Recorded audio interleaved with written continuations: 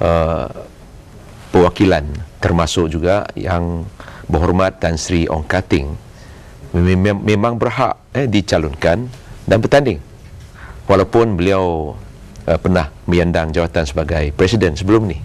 Jadi dari segi hak seseorang perwakilan tu memang tidak dapat kita nak menidakkan ataupun menafikan hak beliau. Sebagai sebuah parti politik yang mengamalkan prinsip demokrasi, dia berhak untuk. Ya, memang. Tetapi apakah ini akan memberi satu ruang bagi mereka yang pernah memegang jawatan dan berhenti kemudian kembali ke persada politik tanah air? Apakah ini ada kesan negatifnya? Sama ada kesan positif ataupun negatif, susah kita nak buat penilaian sekarang ni. Tetapi setahu saya dalam sejarah parti-parti politik tanah air kita, memang keadaan sebegini, kalau tak silap saya, tak pernah berlaku. Tapi kita bersedia maklum juga apa yang berlaku dalam persada politik, baik yang pernah berlaku atau tidak, tetap ianya berlaku atas sebab yang tertentu, dan orang lain memang susah nak menghalangnya. Ya. Tadi YB kata pernah berjumpa dengan Tan Sri Ong Kating. Ya, saya. Semasa Hari Raya Cina. Sebelum Raya. Sebelum Hari Raya Cina. Ya. Tapi selepas dia membuat pengumuman yang mengatakan dia mungkin nak bertanding tu, ya, adakah apa-apa perbincangan antara YB dengan dia atau pihak-pihak yang menyokong beliau? Itu pun setahu saya, desas-desus tu banyaknya disebarluaskan oleh ni third party ataupun orang lain, pihak yang lain, bukan beliau sendiri. Tapi mungkin besok atau lusa bila parlimen bersidang semula, saya kira saya akan berpeluang lah bersemuka dengan beliau, sebab memang beliau ni tak asing bagi saya. Ini satu ganjil ya, Datuk, saya, bagi orang yang sudah melepaskan jawatan dan YB mengambil alih daripada dia, dan sekarang dia mau kembali, seolah-olah dia berkata kepada YB, itu kerusi saya, anda hanya pegang untuk seketika, nanti saya akan datang balik ambil kerusi itu. Macam mana tu? Betul, itu sekadar gambaran, tidak semestinya tepat. Tapi apa sekalipun, kerusi itu pun bukanlah hak individu, bukan hak saya, bukan hak mana-mana pihak.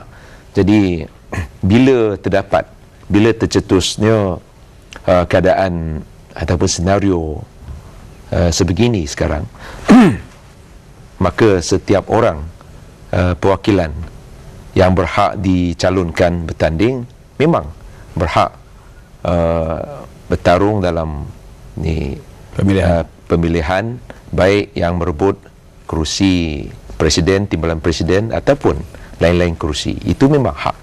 Jadi mereka. Itu satu benda yang baik apabila presiden parti, iaitu YB sendiri, tidak melarang sesiapa untuk bertanding kerana itu adalah hak individu itu dalam parti politik.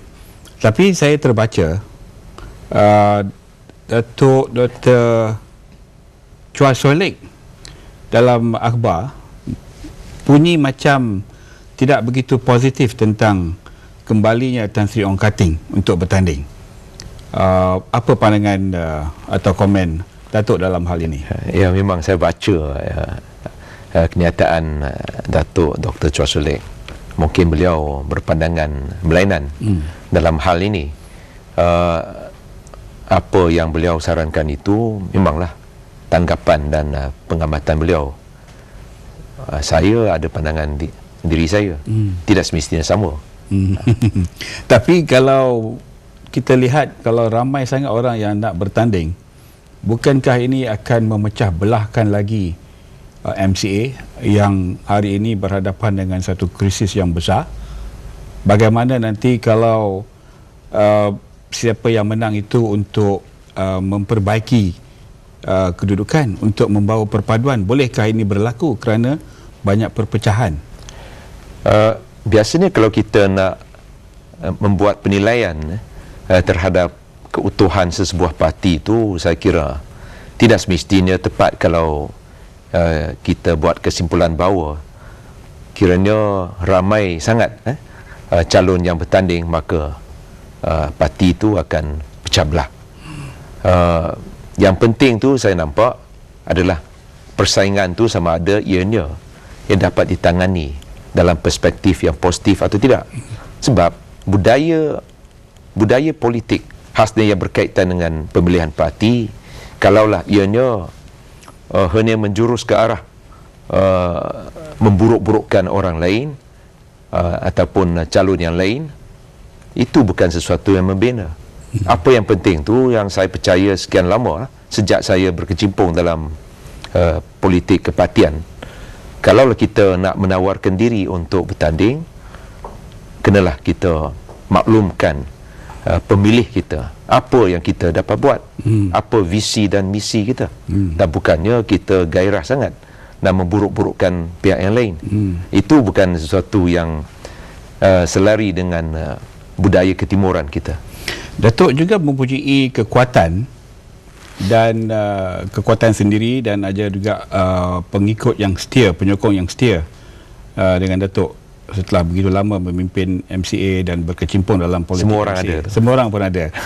Jadi apa maklum balas yang YB dah terima apabila keputusan dibuat untuk mengadakan pemilihan pada 28 hari bulan Mac ini?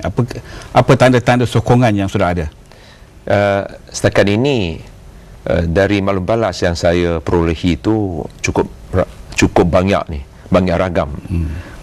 Khasnya yang melalui email, Facebook, yang pesanan singkat, SMS yang paling banyak sekali.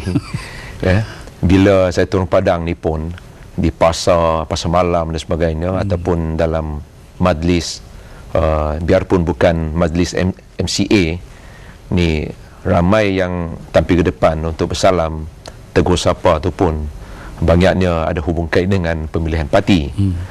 Walaupun demikian, saya tetap berhati-hati, sebab yang penting tu saya nampak bukanlah sekadar nak meraih sokongan saja. Memang semua orang nak menang, sesiapa yang bertanding tu nak menang, tapi apa yang lebih mencabar adalah sesudah kita menang ataupun sesudah kita mengambil alih jawatan